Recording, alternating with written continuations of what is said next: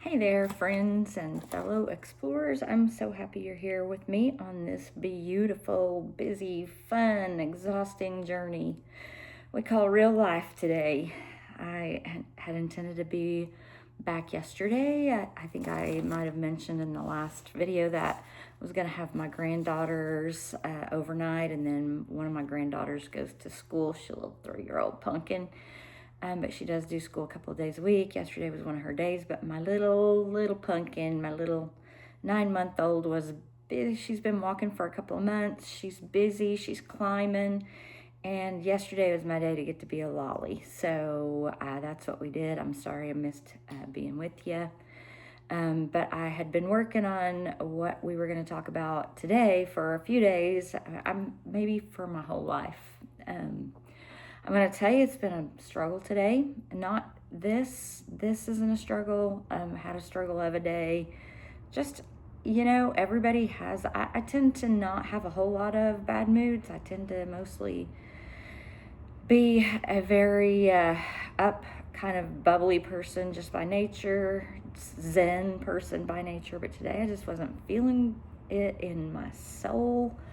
So bear with me. I'm grateful. I've been working on cutting and copying and putting video together and trying to make this more professional and all those good things, but also really it comes down to spirit, and I know that. I just was listening to a really great podcast that has kind of pulled me back into my space where I feel like I can be here with you and not be disingenuous as we talk about this amazing, phenomenal, wonderful, lovely, gorgeous book by Don Miguel Ruiz. We've been talking about it for a hot minute. It's not that many hot minutes, but The 4 Agreements by Don Miguel Ruiz, as I've said previously, it has changed my life. We are getting into the nitty-gritties, the nitsy-gritties. We are now today going to be talking about the first agreement, which according to I just refer to him now as DMR, Mr. Don Miguel Ruiz. He has stated boldly that this is the most important agreement. It's life-changing. It truly is life-changing. Partially, I think, because of agreements that we have made with other people, but also because of the agreements that we are, and because of the negative self-talk and the things that we believe about ourselves, the agreements we have made that we didn't even mean to make or know we made. But anyway, so the first agreement is be impeccable with your word. Be impeccable with your word. So being impeccable with your word.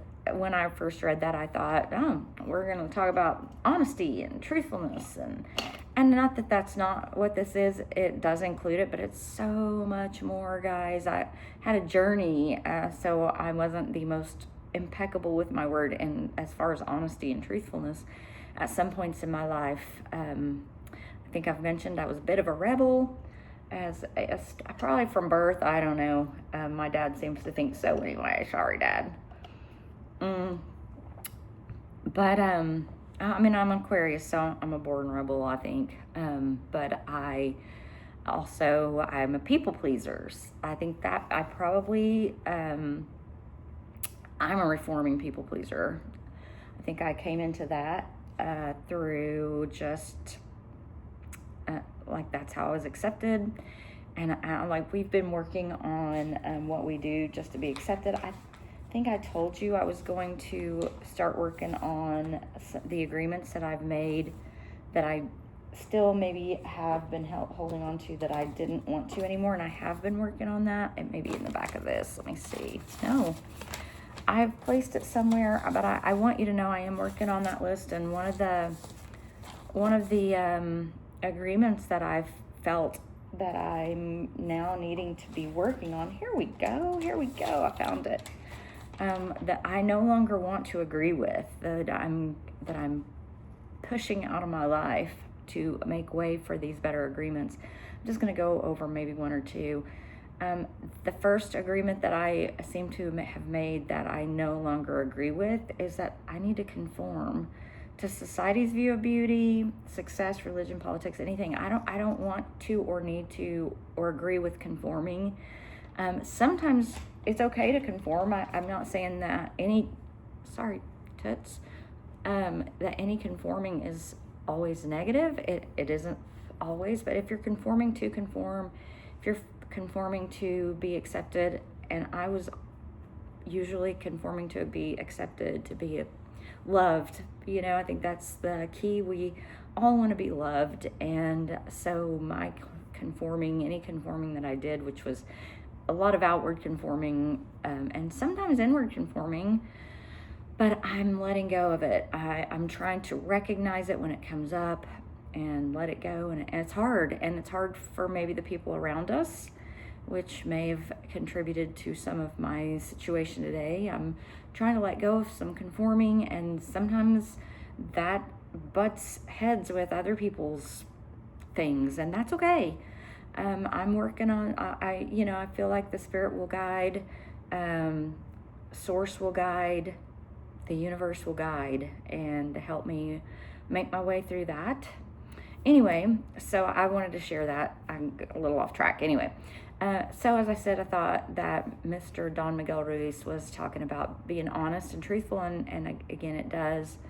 But it's not the only thing it is, and the other things are where we're going to really pay attention, because I think, we're surely, hopefully grown people here, and we all know that even if nobody's 100% honest all the time. I think I try to be as honest as I can be, but sometimes without even intending to, I maybe stretch a truth or say, anyway, we all know we should be, right? Like we all know that's an important concept and something that we should work on, but the other things is where the real power lies. So as I said, Mr. Ruiz has said that this is the most important agreement. So here we go. Most important. If we can be impeccable with our word, it's going to change our lives, and it's also the most difficult. So one of the things that Don Miguel Ruiz says about this is that if we can get it right, if we can, I don't know if we have to perfect it, but the better we get at it, I'll say that, then we can transcend to heaven on earth. And goodness gracious, I have a really good friend whom I adore in Iowa. I've maybe mentioned her before, and she's walked with me because we became friends while my ex was a preacher, and he was actually preaching at the church that she and her family went to, and we met. So we've been friends for like 25 or so years, something like that. She's walked with me on a pretty long journey, some pretty tough times, and when I first started changing some of my beliefs, I told her that I didn't really believe in hell, like the literal hell that the Bible discussed. We were very literal religion, literal Christian community, and I guess most of the people in that community at that time that I knew believed that the hell that had the fire and the brimstone and the burning and the gnashing of teeth and the worm that never dies and the most horrible things you can imagine for eternity. Like, no matter what you do, like, have you earned to have a worm that never dies and eternal burning fire where you never are consumed, but you just continue to burn forever, eternally? Like, I have children, and there's not one of them who I can think of anything that they could do that I would want them to burn eternally. But anyway, that being said, so I tell her, like, I don't know, I don't think this is something I believe in.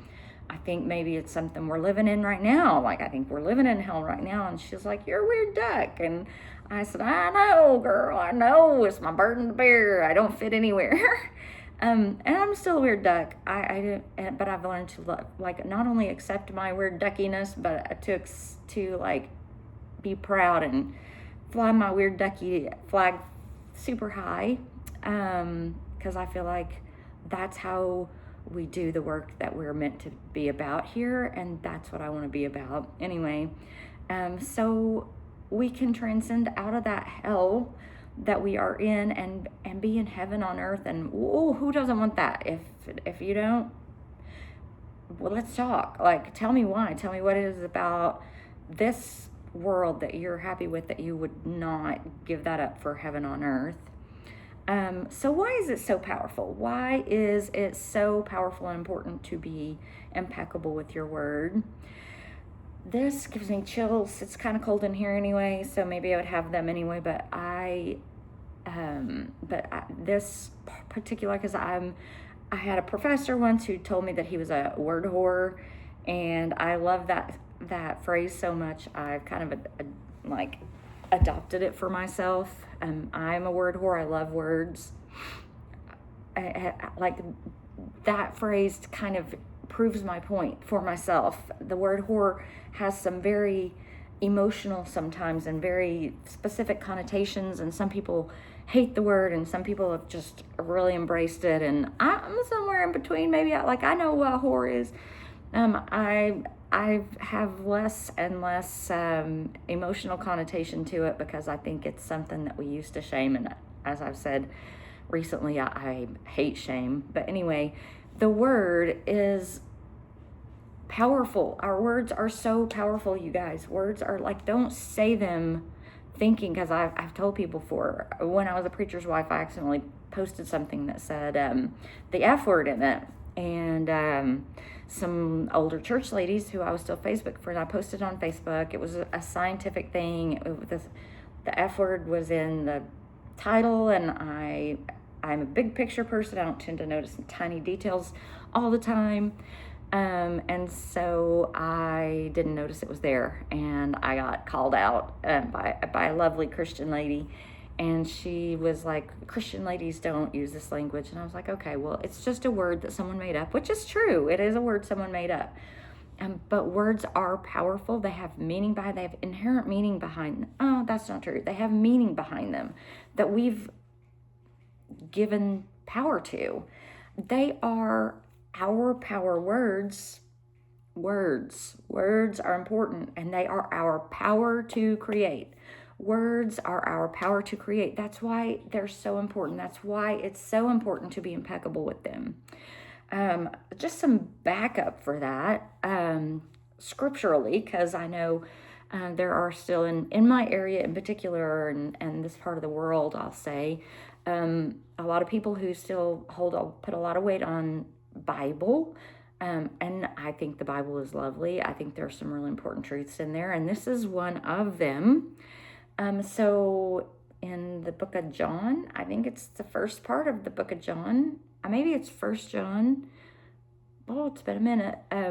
It says, in the beginning was the Word, and the Word was with God. So the Word is with God, but you know what else? The Word is God. So in the beginning, from the beginning of time, there was the Word. There were words. Words have been around since the beginning of time. The Word was with God, so God spoke everything, somehow created through word. Yeah, I mean, I'm not anti-science. I love science, and I don't think it necessarily happened literally the way it did in our traditional belief systems, our biblical belief systems. But the word is used to create in one way or another. So the Word was with God, and the Word was God. God is in the words, and God is the words. So you speak it. It's got power behind it.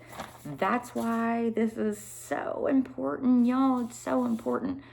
You have the power to create with the Word, and you have the power to destroy with the Word. It's important. It's important. There are power to manifest. I know manifest is a big word right now. It's a big buzzword. And I am a big believer in manifestation. I've been looking into it, not for as long as a lot of people, because I've been rereading I have a daily book that I've read off and on since 1998. And I realized that this time reading through it, because it's been a while since I've read all the way through, I've realized that she's been manifesting since at least that time, the author of this book. So, I mean, that I haven't been looking into it that long. I was still firmly implanted in my Christendom back then, and I'm not judging anybody who's still firmly implanted in your Christianity. I've been there with you. I've been there with you, and it can be a wonderful, beautiful place to be, just not for me. Words are a force. Words are a force. Anyway, manifesting, it's a buzzword. Some people are getting annoyed with it, but it is something like it's to bring things forth. It's to have them show up, right? The manifest on an airplane or on a boat is who's on board, like who's there, who's inside.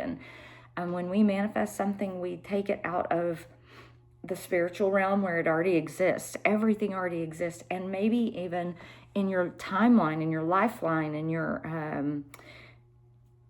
there are multiple timelines going on at the same time, I believe, and we pull it from the timeline where it is and we bring it forth in this timeline where we are at right now. And we do that through words. They're a force. They're our most powerful tool. They are also, as I mentioned before, I didn't say this exactly, but they are a double-edged sword. So on the one side, power to create, power to create beautiful dreams, power to create beautiful ideas, power to create beautiful people, power to create and do good. That's the one side of the sword. On the other side of the sword, it's dangerous. It's so dangerous. And I feel like a lot of us live in that space a lot of the time. And it's harmful and it's destructive and it destroys everything in its path. And it wounds. The words, and like obviously they can wound. And when it does, it makes it really hard not to make those agreements that we want to avoid. We'll talk a little bit more about that later. But anyway, that's one reason it's so that it's so important to be impeccable, to become impeccable with our word. And the more of us who become impeccable with our word, the more heaven on earth will have right here in this lifetime. And who could have guessed? Like I haven't dreaded death for a long time because I think whatever is next after this it's got to be better, right? Not that I hate my life. I don't hate my life, but that's a hard place to live for all of us, got to admit. And the more we become impeccable with our words, the more of us who become impeccable with our words, the less that will be true. Misuse of words create a living hell. I'm just going to read this part of it because impeccability will only create beauty, love, and heaven on earth. It will set us free, whereas using our words. So white magic, I'll say I'm using magic, and I'm not saying that you're casting spells, although we'll talk about that in a minute either, but our words are powerful. So let's say pure power, or using the pure power where we're creating sets us free. And black power, dark power, destructive power, black magic, it enslaves us, it enslaves other people, it destroys, and it harms, and it hurts, and it wounds. But all of our magic is based on our words. So all of our magic, every bit of our magic that we have within us is based on our words. And we have either pure magic, as we talked about a second ago, or we have black magic. When we think about, so Don Miguel Ruiz, what his example of black magic, words that incited black magic, was Hitler. And I think Hitler is a word in itself. I think it's one of the words, or maybe Adolf, maybe both. I found out not too many years ago that there are names that it is illegal in the United States to name children, maybe in every country, but certainly here. Oh, excuse me, my goodness. There are names that it's illegal to name your children, and one of them is either Adolf or Hitler, or possibly both. And the reason for that is because Mr. Hitler,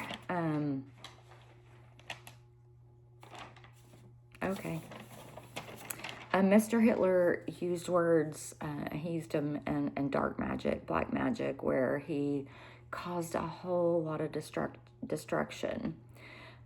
Words plant seeds, and they can either plant seeds of beauty and light and goodness and creation, or they can they can implant seeds of fear and doubt and destruction. And one of the best ways to plant seeds of destruction is through fear. And governments know this. I don't want to keep saying that word because we all, I think, have some idea of the truth of this. If we want to really hurt somebody, we don't hit them with sticks. My mom used to like the saying, sticks and stones can break your bones, but words can never hurt you. And sticks and stones definitely can break our bones. Sticks and stones can kill us, like kill our bodies. But you know what words do? They may not kill your body, but they can kill your soul. They can kill the souls of many people. And Hitler's words became so much more than words, and ours can do the same thing. So words are seeds, and our minds are fertile soil. And if we have not done any work on ourselves, they tend to be fertile soil for whatever words that people use around us. So if someone says, you look fat in that, you shouldn't wear that, or you look fat just generally, or you look ugly. Most people don't say you look ugly, even though we might say someone looks ugly behind their backs. But we say things that cause fear and doubt in ourselves and in each other. And in Hitler's case, and I mean, he is so by far not the only one, it was extremely destructive. I've done it myself. I tended to be an overly permissive / fun and easy mom. Sometimes I should have been more disciplined and more of a disciplinarian.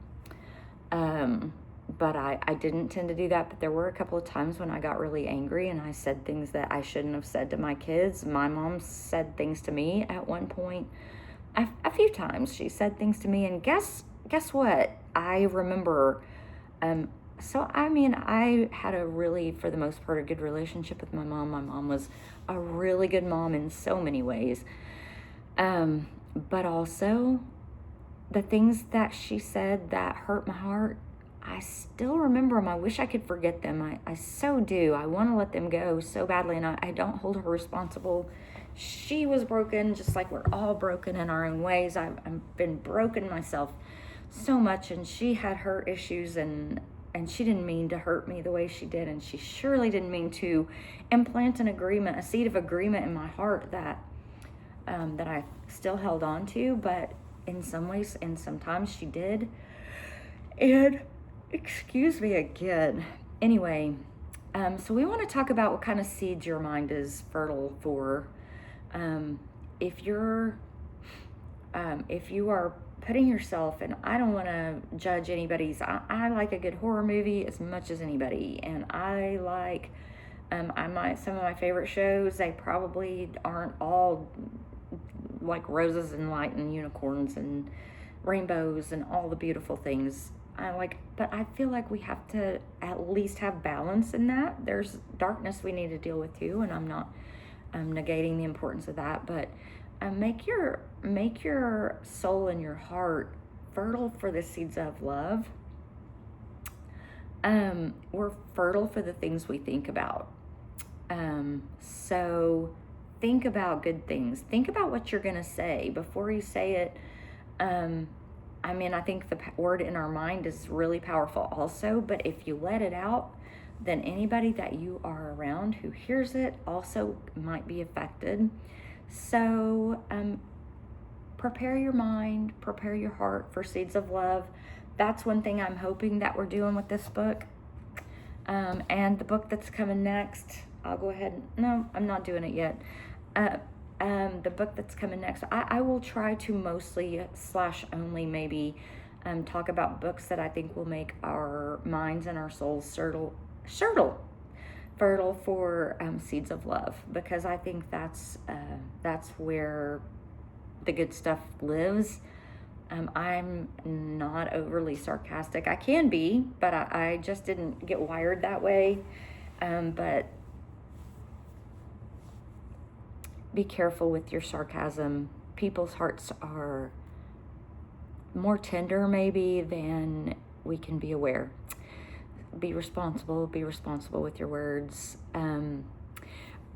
The next thing I was going to say, like I think earlier I said something about they're not necessarily a spell, but I was having a conversation. I talk about her a lot. I was having a conversation with my daughter here. It's been quite a while. She probably had already given me this book. If not, maybe she gave it to me the Christmas after, because she gave me this book that I love so much that I've gone over. I sent her a text this week telling her thank you so much for the book because of how much it's changed my life. But anyway, we were having a conversation about how important words are, and she said, well, why do you think when we make letters, we take letters of the alphabet and we turn them into a word, it's called spelling? And I was like, boom, mind blown, and jaw dropped, and I was like, whoa, that's some powerful stuff right there, some powerful stuff. And it is, because words are powerful, and it's the way that we do our magic. And whether you believe it or not, whether you want to accept it or not, you are doing magic spells every time you say words. So just make sure that you're saying and believe in the words that you want to make the spell be, because they are going to be. So as I think I said, we made agreements without knowing it, as children, based on spells that people put on us. And what we're going to be working on now is changing those agreements. And it isn't always easy, as we've discussed, but impeccability with our word is going to help us so much to get there. And Mr. Ruiz talked about the definitions, so I'm going to just quickly go over in his, and he showed how, and I believe him. Impeccability means without sin, and it's like the literal translation in Latin, which is Spanish is a Latin-derived language. So impeccability just means without sin. And according to Don Miguel Ruiz, and I absolutely love this, a sin is anything we do that goes against ourselves. So impeccability, no sinning with our words, no going against ourselves with our words. So not going against yourself, that's the biggest part of it. And we're going to talk a little bit more about that, but that's it. Don't go against yourself with your word. And here's the next thing. It's really easy for us to learn that we've been doing something that has been not productive for us, has been counterproductive for us and maybe others. And then we start to judge. We become that judge and victim. We start to judge ourselves and blame ourselves. And that's not what this is about. It's never going to be what my podcast is about. I don't want anybody to take on judgment or blame or shame. It's about learning to be our best selves. And some days we'll be our better selves than other days. So some days we just will exist and we'll be here, and that's all we got in us, and that's okay. There's no judgment here. There's no judgment. And I please don't judge yourself. It doesn't help you. It doesn't help anybody else. I did things when my kids were younger. I was sometimes very unreliable. My youngest son, if you know of the television show, Netflix show, The Ranch, I loved that show. After a couple of seasons of it, my son and I were discussing it, and he said, "Mom, you're the mom on The Ranch." And I thought, oh my goodness, like, I don't know that I wanted to be the mom on The Ranch. I kind of wanted to be the mom, the cool mom, but the mom that was available, the mom who was very reliable and trustworthy. And I'm so much more reliable and trustworthy now than I used to be. I've I've learned who I am. I've learned why things happened as they happened, and they just did. And I've apologized to my kids over and over. And I no longer live in shame of that. Here I am talking to you about it because it was what I had to go through to learn. So it's so easy for us to shame and blame ourselves. And I have done. And if I do it now, as soon as I recognize it, I find a way out of it because I know it's gross and it's not helping my kids. Like living in shame and avoiding or whatever we do when we're in shame, it doesn't. I think parents, sometimes we tend to overindulge our kids when we know we aren't where we should be. And I probably did do that when they were growing up. That's probably why I was overindulgent. Yeah, I would say so. And it's not helpful. I see that right now with some things going on in my world, and it's just not helpful to children or anybody else for us to live in a place of blame and shame where we try to overcompensate through other ways, because people don't need our overcompensation. They need our real self. So I'm not asking you to blame or shame. In fact, I'm begging you not to. And the second thing I want to say is sin begins with the rejection of yourself. That is the biggest sin. The biggest sin, according to Don Miguel Ruiz, and I believe him, because of all the things we just talked about and other reasons, the biggest sin that we can commit is to reject ourselves. And it's the first sin, really. It's where sin begins. It's where what we do that is going against ourselves, it's where it begins. And impeccability, so being without sin, it leads to life. And life gets so much better and so much more fun. You guys, as I said, I did a lot of things that I at one point really wish I hadn't done, and Christians tend to judge pretty harshly. And I stayed it took me a while, but I went back into Christianity for a while, and I was asked by the preacher's wife at where I was attending worship and Bible classes. I was asked by her to tell my story in the class, and I thought, oh, I don't mind to tell my story, but I didn't think most people were going to want to hear my story, / I knew I would be judged, which I was prepared to do, I thought, and I was for the most part. And I thought, I'm not sure this woman is ready to hear my story or will be okay with my telling of it. So I told her some, and she said, do it. You need to do it. And I did, and I could, and I don't want to judge people. I don't want to judge the looks on their faces, but come on now. I saw some judgment. I saw a little judgment. And it kind of ding, a little ding. But I knew, like, okay, these women have been steeped and brewed in the belief system they had about judgment and shame and guilt. So, of course, they're going to judge. What else are they going to do? So I know that it becomes very difficult for us. But don't do it. Don't do it. It leads to life, impeccability, not using the word against yourself and using the word against someone else. So first of all, don't use it against you. Second of all, stop using it against other people. And here is the reason, because we said that impeccability is without sin, and then the sin is anything that you do that goes against ourselves. And we talked a little bit about how our sin can go against ourselves, but I just want to remind you, if I harm somebody else with my words, if I say something negative about somebody, if I say something negative to someone, if I tell somebody, I don't see or hear this too much in adults, thank God. I mean, there are some people, sometimes we get mad and we'll say and do things that we wouldn't otherwise do. So normally maybe with that, in that area, I've seen it where we say hateful, hurtful things to somebody, and what our intention is to hurt, but also those backhanded compliments where if you just look right here, it's a compliment, wow, you look really good for, having 5 minutes to get ready in the morning. So you look really good.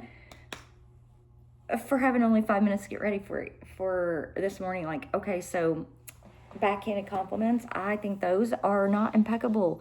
Those are hurtful. So we need to make sure that we don't use words against others, because the truth is, if we hurt them, it hurts us. That's just the truth of the matter. And if we hurt them, they're going to want to hurt us. Maybe they don't do it, maybe they've grown past the need to do that so much, but it makes it hard for them not to want to. I even when when someone hurts me, I try very hard to step outside of myself, outside of the pain that it causes me, and remember why, or remember, like, they're human like I am, and I make mistakes and I need grace. And so I try to extend the grace and not go into a place of negativity for them. But it's what tends to happen. When we think about this, I went immediately to do unto others. You remember, like, it's such a biblical concept. Do unto others what we'd have them do unto us. Take care of other people like you want yourself taken care of. It's hard to do sometimes, but we all have the capability. We all have the capability. So I am making a commitment. I'm going to be impeccable with my word, and that means the truth will manifest, and it will eventually clean all those emotions out. It'll just wash them clean. I'm impeccable with my word to myself, and so I remind myself, like, you're struggling today. This is a struggle. You're struggling because something hit one of those bruises that you thought had healed, and that's okay. And honestly, it's really good, because I probably need to figure out where that bruise is and figure out why it was so easy to hit, because I honestly don't think anybody intended to. I'm struggling because I don't have the faith that I maybe need to have in the source in the universe at this moment. I think overall my faith in source, my faith in spirit has grown exponentially. But sometimes that faith, for me, it's when I get busy. I like to have time to meditate. I like to have time to read. I like to have time to reflect, journal. And when I get into a space where I feel like I don't have time for that, that's when I tend to struggle. And just because I just said that just now, it made me think of a quote that I wrote down. I wrote it down out of another book, I believe. I don't think it was this book. Maybe it was, but I'm pretty sure it wasn't. Either way, it's a wonderful quote. It has this all over it, because I need to remember that we do without doing, and everything gets done.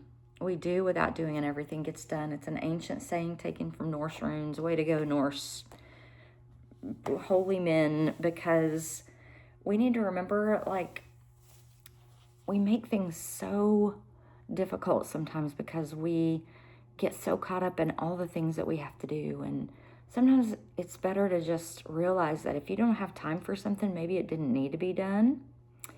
I want to go back just a second, because I skipped over some pretty important things here. If I'm impeccable with my word, truth will manifest.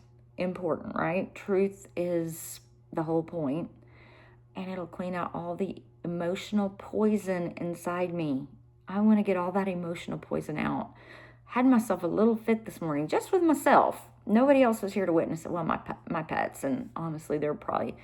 My cat, she like blows everything off. She knows, we all crazy, and she has her little fits herself. But my dogs were a little stressed because Mama had a little fit here because I was upset and angry, and so it's so amazing. I've read this so many times, and like, things just happen sometimes, and maybe it's to teach a lesson. But one of the things that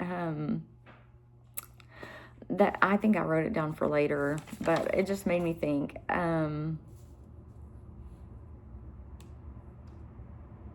Okay, here it is. It's really close here. Impeccability builds immunity and clears out poison from our own minds and from communication and relationships. And I just put that part, that's pretty much straight from Don Miguel Ruiz. But I also, like, I left out what's right after, and it's probably, like, I don't know if he wrote it. Oh no, he wasn't thinking of me, of course. That's crazy. But universe reached into my soul just now and said, hey, remember where he said, even with your pets, your dogs and your cats? And I go, oh. So this morning I wasn't completely impeccable with my word. I let some things fly. I let, not necessarily mostly words, just frustration, and I slammed around. And so anyway, I'm still working on it myself. So being impeccable with our word, the more, but the better we do at that, the more it cleans that emotional poison out of ourselves. And I want that emotional poison out. I don't want to have it anymore. So how we create hell with our words is we keep each other in a state of fear and doubt. Like, that's the biggest way we keep each other in hell, is to create states of fear and doubt. And when we think of fear, we think of things like things that we would change about ourselves, or things that we do differently, or things that we believe differently because of fears that we have. I'll just use one that I grew up very close to, very attached to, and spent some time in literal tears in a class full of women about the fear of hell, like literal, the hell that I was explaining earlier. And so that fear of hell, it kept me in hell on earth for so long. And so that's how we create hell with our words. So I'm again asking us to be responsible. Again, I'm asking us not to blame ourselves. We didn't know what we were doing when we've done the things in the past. But what we do need to remember is only the truth will set us free. If I'm feeling really up in my energy about something, angry, scared, if I'm having some seriously, like, intense emotions, I'm having some intense yawns today. I'm so sorry. We need to find the truth in what is instigating those feelings, and, like, get to the bottom of them, because they will keep us from being impeccable with our word. And as we're saying, it's so important. Why? Because it's how we create. Another form of, I'm just going to say this, only the truth will set us free. You'll know the truth will set you free. And the truth is that our words are powerful, and our words make or break, and our words create or destroy. When we talk about forms of impeccability or lack thereof, let's talk about gossip, because girls, ladies, that tends to be something that we thrive on. I don't know why. Honestly, there have been times in my life where when I was a kid, I said hateful things about some girls that in no way deserved it. And it was probably from some broken places inside me even then. But gossip, it's so destructive. It's kind of like, it's pure poison. Let's just go there. It's pure poison. It's insidious black magic. So when you find yourself in an area where you might gossip, and I found myself there yesterday with someone who never intended it, but there's someone in my life that dislikes me. Shocker, I know. Someone in my life who dislikes me, and someone was talking about her, not necessarily in a negative way, but they said something that I wanted to just jump on like it was my best friend and ride that out, because I have felt hurt. And so I was gonna back, and I started it. I could see that the person I was talking to could see it, and I went boop, and I pulled it back. Of course, I said like 2 or 3 words. And then I was like, oh, huh. Because I didn't have any other words right at that very moment. And so instead of just letting all of them come out, I went back. So I'm working on that too. But gossip is insidious. It's insidious black magic. It's pure poison. We can think of it like Don Miguel Ruiz uses the analogy of a computer virus. So, the computer's programmed with all these amazing things that it can do. Wonderful, amazing things. But then someone puts a virus in it. Either you accidentally download a virus. I don't think there's any unintentional viruses that I'm aware of. I don't know, but we download them unintentionally. But let's just say, a computer virus goes in and it keeps it puts some code in that keeps the good code that is useful, beneficial, constructive, creative.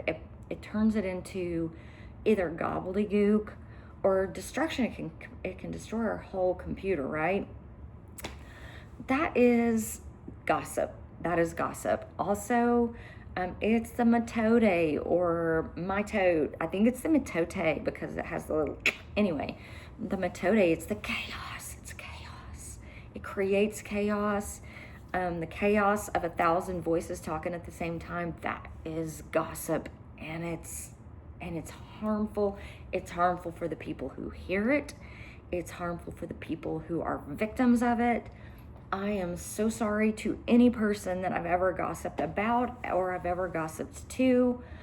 Sometimes it makes us feel better in the moment because we feel included and we feel part of the in crowd.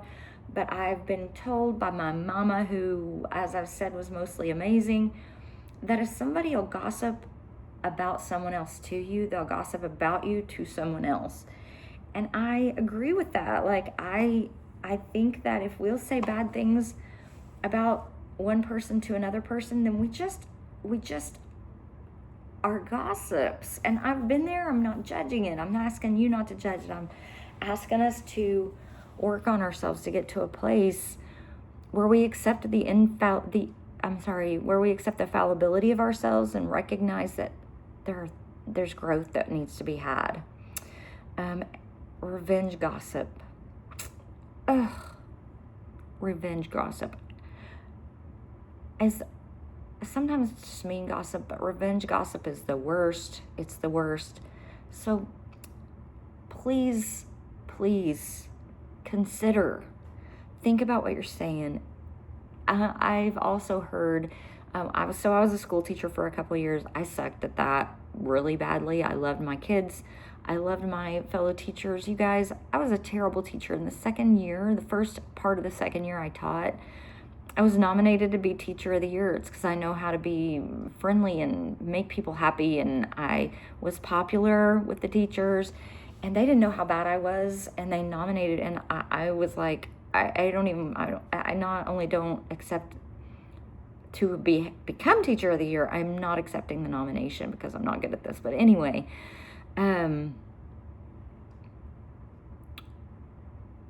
yes, okay. Why did you say this to begin with? Okay, so the reason I was saying that is because they used to say in school, before you say something, in your head, consider, is it true? So that's step one. Is it true? That's the first step. If it's not true, you can just ditch it right then, right? Why are we going to say a lie? We should never. Is it is it nice? Is it kind? Is it beneficial? Is it helpful? So that's the second thing. Is it true and is it needed? Oh, no. Is it true and is it kind? There are kind ways to say hard things, honestly. For a while I was like, well, it doesn't have to be kind because sometimes things aren't always kind. But there are kind ways to say hard things. So is it true and is it kind? And the third thing, maybe most important of all, is it needed? Is it needed? If it's not needed, if it's not going to be accepted well, then it's probably not needed because the person's not going to be able to accept it anyway, and it's just going to probably make them mad. Think about if it's needed. which are all great pieces of advice to help us to get in a space where we are no longer doing some insidious black magic, some pure poison, putting pure poison into the world. Like, is that who we want to be? I hope not. Sometimes maybe all of us have a little pure poison that we just want to, but I think you wouldn't be here, certainly at this amount of time in this discussion. You wouldn't be here if you were all about pure poison. I would be on your last nerve. So I don't think that we're about that. And I'm working hard because I don't want to let that into the world. I don't want, the whole point of my being here is because there's too much of that already. And I want to be doing the best I can to reach out and help all of us, myself, along the way also. Self-talk, we talked about it, but be nice to yourself. I'm going to also start working on a white magic, a creative self-talk pattern. I'm going to work on, so I have a gratitude journal. This is my gratitude journal. I haven't been as steady with it as I should be, but I try daily, at least most days, to write at least 5 things that I'm grateful for. And I'm going to, after my gratitude, I'm going to put 3 things about myself that I truly believe are white magic, that I think are positive things about myself, because I need to learn that it starts with myself. And we all, I think, most of us, maybe we have some who have just transcended to a place where they don't even have to worry about it, but we all need to learn to be more impeccable with ourselves. I think I said this earlier because of the thing with the animals where I had traumatized my animals earlier. Sorry. I really don't. I tend to be the loving mama almost all the time. They sometimes are so up on me because I love them so much and they know. But anyway, but so I mentioned this earlier, but I'm going to say it again because it's so good. Impeccability clears out the poison from our own minds. It clears poison from my mind and from our communication with each other, from our relationships. Like, I don't want there to be poison in my communication with my husband. I don't want there to be poison in my communication with my children. Certainly don't want there to be poison in my communication with my grandchildren. And oh my goodness, you guys, it sneaks in fast, quick, and in a hurry. And so it also builds immunity against the black magic. So it'll make it where nobody else can put a spell on you. And I most days try to do a light workers, a light seer spell on myself where I make myself basically Teflon to other people's bad spells. And I don't mean there are people who are hexing me like they have a wand or they're saying a spell, but because I know how powerful words are, I know that words said against me can harm me. And so I say cast my little spells most days to try to avoid that sticking to me, because I don't want that to stick to me, as none of us do. And it will make, when you refuse to engage in the black magic of gossip, of negative self-talk, of saying harmful things to or about people, then it'll make you Teflon. It'll make you immune, which I think can only be a good thing. We can only really be open to spells when our soil is fertile for that type of spell. So make your soil fertile for love. I do that through my reading, through some exercise. I got through my rough time today. I was like, just get on the elliptical and burn it out. And I will be honest, it didn't take long because I'm still a young baby, when I'm like, I'm like Benjamin Button. I'm like, I feel like I went backward and now I'm a baby again. I'm coming forward with exercise, but yeah, like do some work, figure out what it takes to get yourself in a space where you don't think bad thoughts about yourself or anybody else, or you don't say bad things about yourself or anybody else. It becomes easy when we get angry, when things are not going our way, to get negative. So just an encouragement to stay out of that area.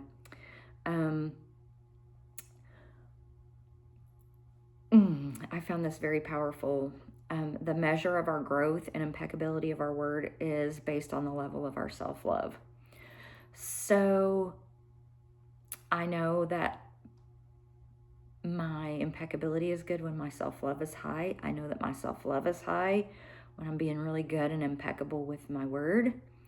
When I'm struggling, I recognize that I've got something going on that I need to work on. I've got some room for growth. I think that's a pretty easy to say. Like that's just a truth. Plant the seed of impeccability in your word. It's always our choice. So he Don Miguel Ruiz was saying, he's tried to plant that seed of impeccability in our words in his book, and because of how amazing I found that, I'm sharing that with you and hoping that I'm planting a seed in anybody who listens of impeccability with your word. But you have the choice, you have the right to accept that or to continue to use your words for negativity or however you choose to use it. But oh my goodness, it's always your choice, but recognize the good that comes for you, the manifesting, the gift that comes from being impeccable with your word. It'll make us free.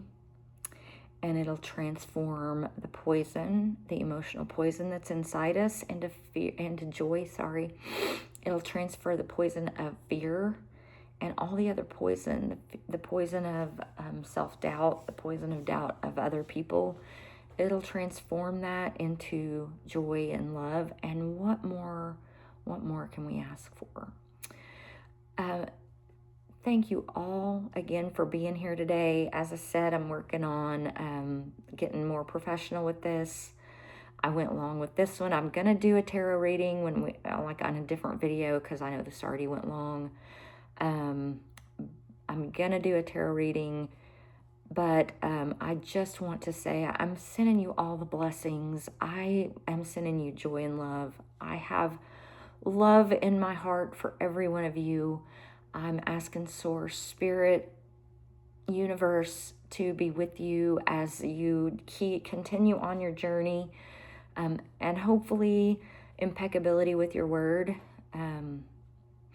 Go out and buy Don Miguel Ruiz's book, because he says it so much better than I do.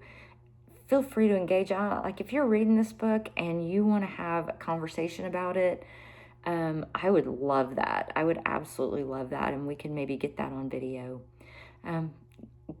Go with Source, go with Spirit today. Be impeccable with your word. And first of all, with yourself. Love yourself first. Know that you are a beautiful soul, and have a beautiful day. Thank you so much.